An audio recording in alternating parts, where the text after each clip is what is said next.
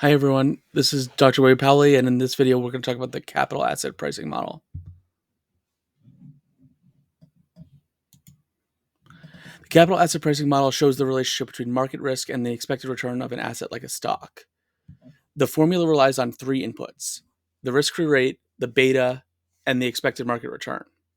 The Capm formula is the risk-free rate plus beta times expected market return minus the risk-free rate. So just to clarify, basically what you're getting out of this formula is the expected return of a stock. So for example, we could say the expected market return of a stock, for example, like Coke. You guys can see here, I have Coke.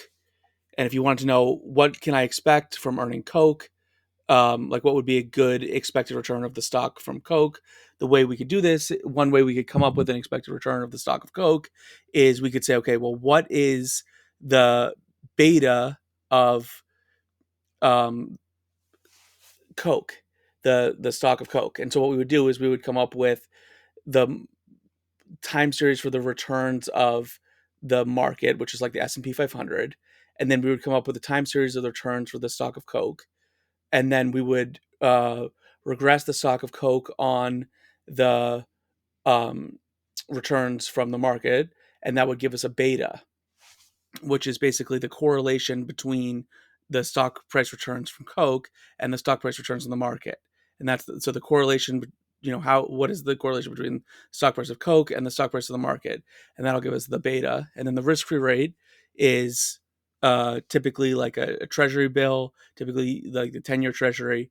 And then so we have the 10-year treasury note, that return, I think it's now like 1.88 at this time. And then we have the beta, which is the correlation between Coke's stock price over time, stock returns over time, and the uh, S&P 500 returns over time. So the correlation between those two is the beta. And then so we have beta and we have the risk-free rate, so we can calculate these things.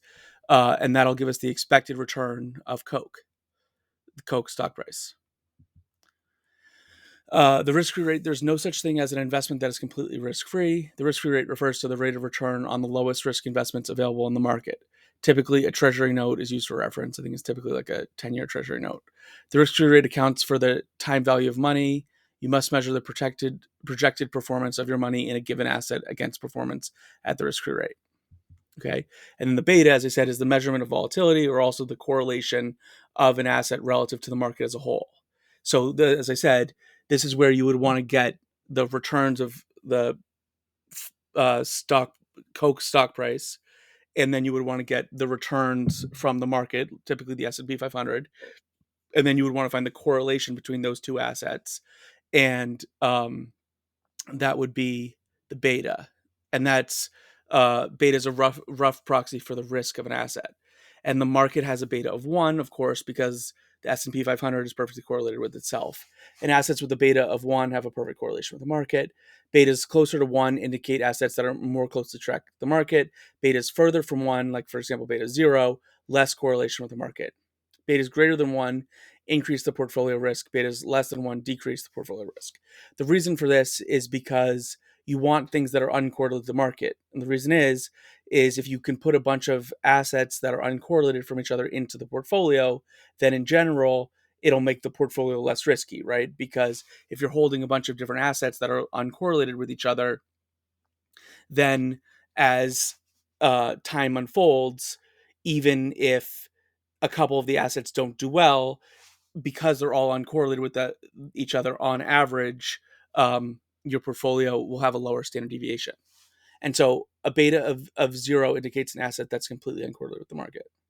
And so just to give you guys an idea, imagine you have, for example, like one quarter, right? And you flip the quarter and it's either heads or tails, right? So 50% of the time you get heads, 50% of the times you get tails, right? Let's say the heads gives you $1, tails gives you 0, right? So then 50% of the time you get $1, 50% of the time you get 0. Okay, but if you wanted to lower the standard deviation of your returns, what you could do is you could add more quarters, right? So instead of having just one quarter that pays you $1 when you get heads or 0 when you get tails, you could have 10 quarters, right? And then when you flip 10 quarters, approximately half of the time you'll get $1. So that will be approximately half of the time you'll have uh $1. So that'll be $5 in total. And half of the time you'll get zero. So that'll be zero. But so you'll have $5 every flip, and you'll get about $5 every flip, right? So $5 every flip is much better than $1,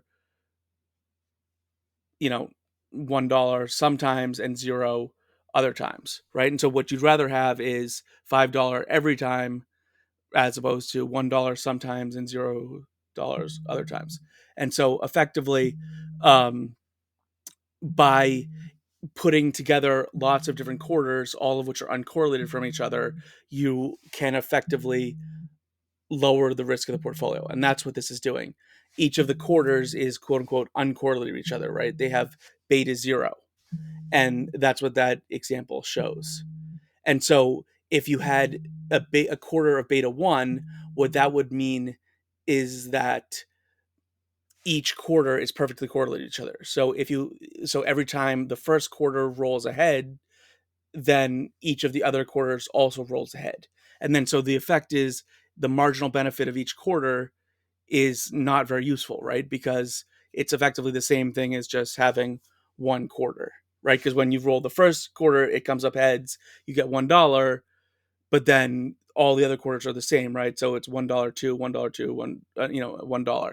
So what you want is you want lots of different quarters, all that are uncorrelated from each other, and that gives you that nice smooth returns where every time you get roughly $5 if you have 10 quarters. What you don't want is a bunch of quarters that are all correlated with each other, and that way sometimes you get $10, but other times you get $0. And so that's why when people say they want beta of zero, they want things that are uncorrelated with each other so they can get nice smooth returns in their portfolio. The expected market return, it's not possible to predict the future return of the market with total accuracy. The expected market return is most commonly derived from averaging historical performance over a given period of time. So this is like what you would do to get the historical performance of a market over a period of time is just go back like 100 years and just average, the US stock market from 2022 to 1922. And I think it's about 9% on average. Capm uses. So the goal of Capm formula is to evaluate a stock's value when its risk and the time value of money are compared to its expected return. Uh, and by risk, we mean the beta. So really, it's correlation with the S&P 500.